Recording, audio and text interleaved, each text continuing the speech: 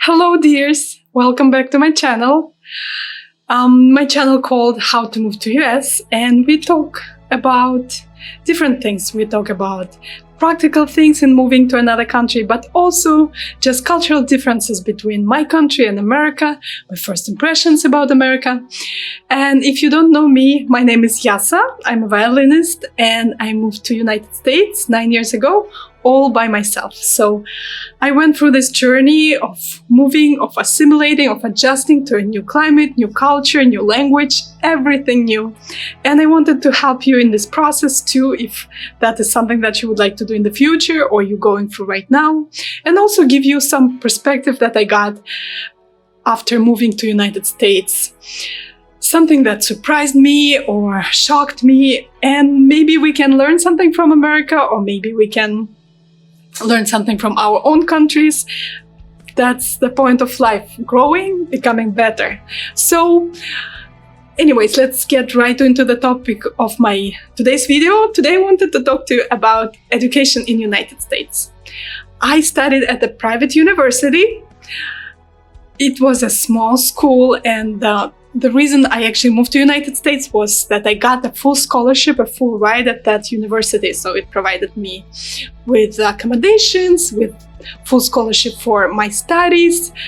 I, of course, had to raise some additional funds for some, my personal expenses, or even taxes, or even some things that you have to pay during the education, books and etc. But majority of my studies were covered for. That was the reason I was able to come to United States straight from Russia, from Saint Petersburg, where I'm from. And it so happened that I found a job and I found friends, I found a loving community, and at the time of this recording, I'm here. I don't know how long it's gonna last, but at this point of my life, I'm living in US, and I'm happy to say that I'm enjoying it. Although I talked about some sacrifices that I had to make in previous videos, please check them out. Anyways, studying in US, you have to know that majority of students living in dorms, or they are traveling from another state and they're renting apartments. So majority of the students will be not from that place. They will be coming from somewhere else in United States or even the world. Probably we're talking about mostly, of course, United States. So there will be people who moved from different places because that is a tradition here in the United States. Children try to move away from their parents. They try to move somewhere further. They are choosing universities based on, of course, prestige, of course, education, of course, teachers. And they prefer it if it will be somewhere further from their parents, from their birthplace. They want to see the United States. They want to go somewhere away. So this gives them freedom, of course, and it gives them opportunity to party, and it's a very interesting culture. Of course, we know all the movies. When you're growing up and you're going to parties, to different sororities, you're going to houses of your friends or acquaintances, or in dorms, you go to different dormitories and party all night. So I've been through that too. And, I came already when I was 21 years old. So I was a little bit older. I didn't drink, I didn't smoke, I didn't do any of that. But I still enjoyed meeting my friends in the dormitories, and I came to study in Florida. So in Florida, we have a lot of Spanish community here, Spanish-speaking community from Latin America, because Cuba is right next to us, and Mexico is pretty far, but still just a couple of hours by plane. And we have friends from Colombia, Honduras, you name it, any place in Latin America.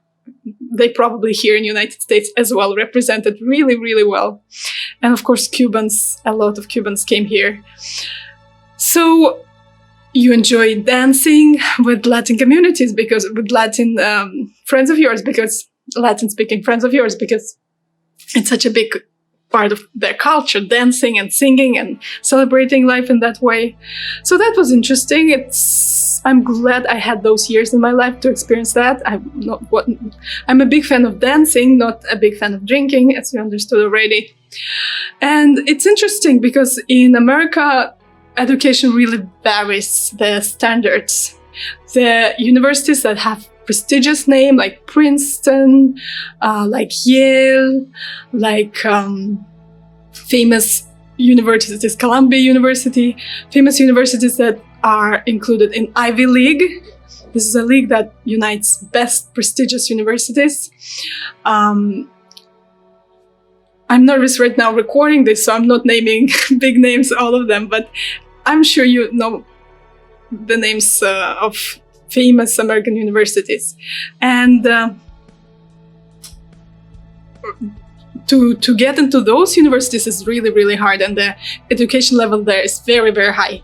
But to get accepted to private university is much, much easier, because if you just pay the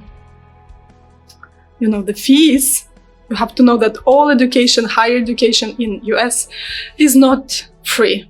You have to pay for it. That's why it's so common to get the loan for your studies, and people, young adults after graduating, they spend many years paying off their student loan. Student loan, it's a special word here, that is special culture, that is very, very popular. So usually, if you don't have any athletic talent or side talent that can, if you don't play any music instruments, for example, if you're a musician, or some kind of supplemental advantage that you have, maybe you belong to a minority group that you can get a scholarship for. Native American Indians, maybe they can get special scholarships for that, and so on. In majority of cases, you have to pay the full price for your education, which is very, very expensive. That's why, to get to really prestigious schools is very competitive and very, very hard. Excuse me, I just hit my stand. So that's why we had a little bit of an earthquake. That was me, my leg, not the earthquake. We're not in California, we're in Florida. We're famous for hurricanes here, not earthquakes. And, education level really, really varies. That's what I noticed.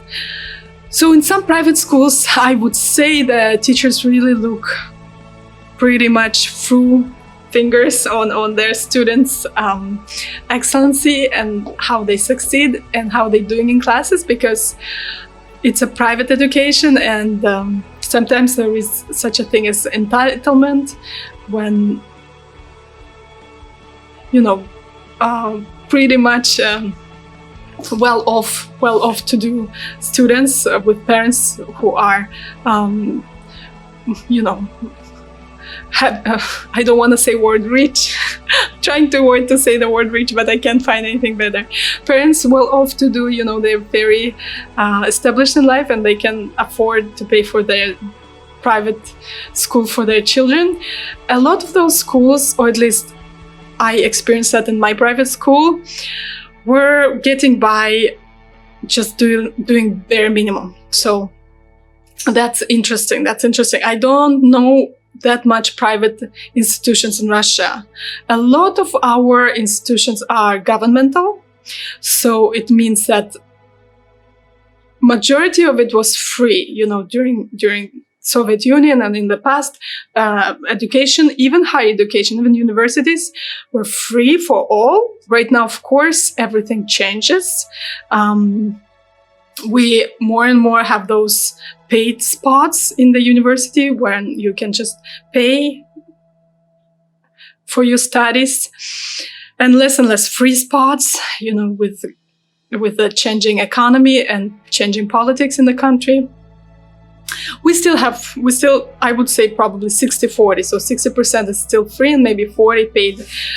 The education level was really advanced, really high, really strict. And I remember getting more personal. First year of my studies, I had to pay. I graduated from Saint Petersburg Conservatory, Russia. For the first year, I was accepted to be a student who got the paid spot. And then I reapplied again next year. And then I got into the free, lucky number in my second year. So all the rest of my studies, it's 5 years usually in Russia in the university, were free. So I'm very proud for doing that, for not giving up and still trying again, although it was very hard to prepare, but I did it again. And well, it's very interesting also in United States that the standards are not really standardized. You have a certain exam that you have to pass, of course, but how you come to that exam, it's really interesting because everyone going their different ways. A lot of Americans are homeschooled. That was absolutely new to me to find out, because in Russia, everyone going to school. This is like no question about it. Only if you're unable to and you have a special case, maybe you have a health condition, right, or mental condition, then of course you have, or you're on some kind of Asperger spectrum, autistic spectrum, then some adjustments I'm sure can be made, although I'm not very familiar. Here, it's a big culture of homeschooling, and a lot of my private students, my musician students, they are homeschooled. So their parents, usually their mom, study herself too and teach their kids alongside with her. So this is very interesting, very new for me. And in the current world, when everything is changes and everyone is homeschooled basically because of pandemic, this is an interesting approach that Americans already were utilizing for many years. So I see disadvantages in that, because this is secluded way of studying. You don't get enough of social skills, you don't interact with other kids. And probably I'm concerned about the level of education too, because mom really have to, or whoever teaches the kids at home, really have to be high level, right, and really know their subject. But at the same time, also looking how the world is changing and with pandemic present, I think it's a great achievement and great culture and great accomplishment of United States that they were able to start it already a long time ago, and now continuing with it pretty much full head on, straight on. And this is really something we can learn from them and implement. And what we're doing so far, right? We are studying from our homes. We're basically homeschooling right now.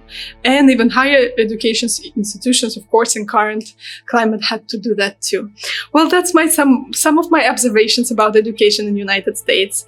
And I'm glad that I was able to get my master's in Russia and my master's here. So I have a lot of insight and I can compare both. And I'm glad I did both, because both brought something to my life that I wouldn't be able to learn any other way except as a student in a new country. So thank you for watching. I hope it was fun. I hope it was interesting, entertaining. Please subscribe. Please hit that like button. And I really hope to see you again. We are in this pandemic, and what can be better than connect, than share our stories and learn something from each other. If you have any questions, please do ask. I would love to share with you my perspective on America, especially as a foreigner, right? It's very interesting. Have a good day, guys. Bye.